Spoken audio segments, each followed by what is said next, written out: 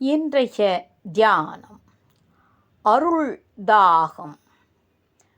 அற்ப பொருளுக்காக தாகம் கொண்டுள்ள என் மனதில் அருள் தாகம் கொள்ளும்படி அண்ணலே நீ அருள் புரிவாயாக. இன்று இருந்து நாளைக்கு அழிந்து போகும் பொருளுக்காக மனிதன் படும் பாடு எவ்வளவு பெரியது!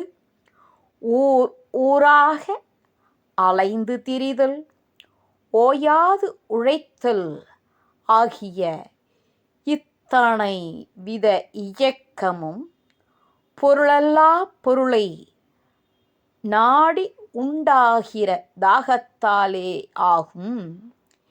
என்றைக்கு அது அருள் தாகமாக மாறுகிறதோ அன்றைக்கு புதிய வாழ்வு துவங்குகிறது.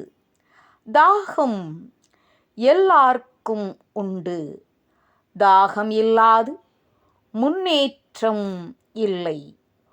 பொருள் தாகம் மனிதனை புண்படுத்துகிறது. அருள் தாகம் ஆறுதல் அளிக்கிறது. கர்மமானது கோடி முன்னே செய்தாலும் நின் கருணை பிரவாக அருளை தாகமாய் நாடினரை வாதிக்க வல்லதோ.